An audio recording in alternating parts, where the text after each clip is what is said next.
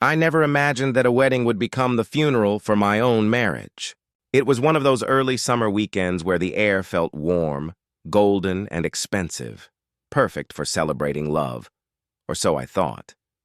My college best friend, Tyler, was getting married, and my wife, Claire, looked breathtaking as we left the house that afternoon.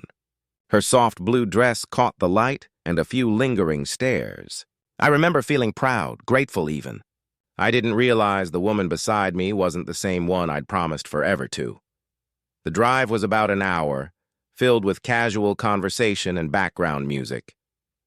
Claire kept checking her phone, her lips curling into quiet smiles over messages she didn't bother sharing. I didn't ask. After 6 years of marriage, I'd learned that silence often kept things smooth. I used to believe silence was love's companion. I was wrong. The reception took place at a vintage vineyard estate. String lights, soft jazz, champagne flowing like water. It all looked picture perfect. We blended in easily. Claire laughed a little too freely, touched arms that weren't mine, and I convinced myself she was just being friendly. When the speeches began, she excused herself to freshen up. 15 minutes passed, then 20.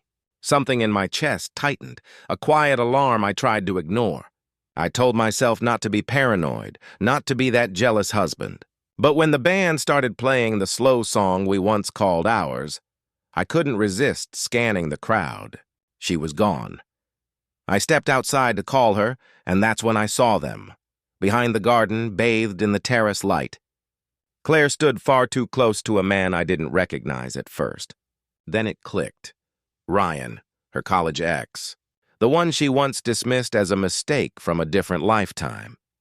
They were speaking softly, then laughing, the kind of laughter that belonged to familiarity, not coincidence. She reached up, straightened his tie like she'd done it 1,000 times before. He leaned in, whispered something, and she didn't step away. The space between them vanished, and with it, something inside me froze. People describe anger as fire. Mine was ice. I watched for maybe 5 seconds, long enough to know everything I needed to, long enough to feel something inside me shatter. I didn't yell. I didn't confront. I simply turned back inside, poured a glass of whiskey that burned like metal, and waited. She returned 15 minutes later, cheeks flushed, pretending nothing had happened. "Sorry," she said casually. "I ran into someone from college." As if I hadn't just witnessed her rewriting our vows with one careless gesture, I smiled. That must have been nice. She blinked, unsure, waiting for a reaction that never came.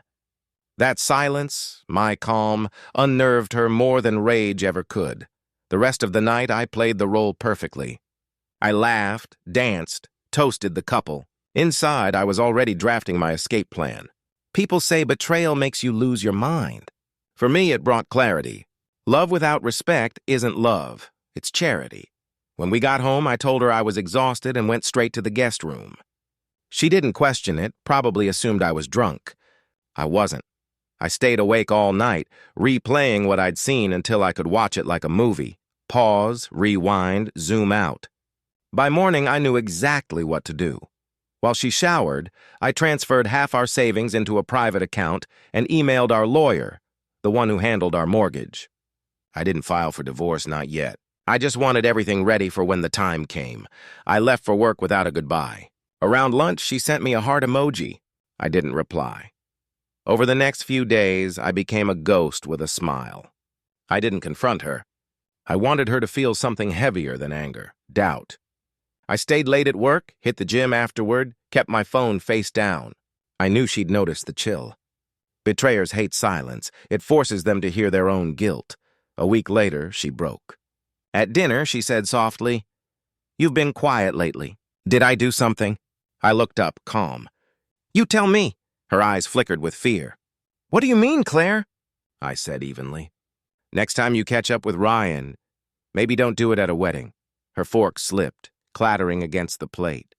That sound, metal against porcelain, was the sound of closure. She stumbled through excuses and denials, but I just kept eating. I didn't yell. I didn't accuse. When I finished, I stood and said, "I hope he was worth the look on your face right now." Then I walked out. That night, I checked into a hotel. The next morning, I began searching for apartments. I didn't announce anything, didn't post online, didn't tell friends. I just disappeared from her daily life. She called, texted, begged to talk. I ignored her for 3 days. When I finally agreed to meet at the cafe she chose, she looked different. Makeup smudged, voice trembling. "It was a mistake," she whispered. "Nothing happened," I nodded. "Maybe, but something still died. And it wasn't our marriage license, it was respect." She reached for my hand.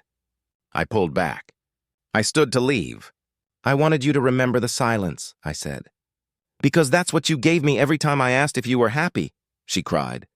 I didn't. I paid for her coffee and walked away, leaving her staring at the door as if I might come back. Months later, I heard she'd tried to twist the story, telling mutual friends that I'd overreacted. Most didn't buy it. The truth traveled faster than her excuses, and sympathy turned to distance.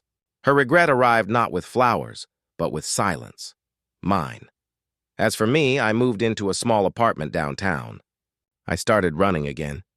Learned that quiet can be peaceful instead of lonely. Sometimes I still think about that wedding night, but it doesn't hurt anymore. It simply reminds me that endings don't always come in arguments. Sometimes they wear formal clothes and polite smiles. If she ever wonders why I walked away without a fight, I hope she understands now. I didn't leave to punish her. I left to protect the part of me she forgot existed.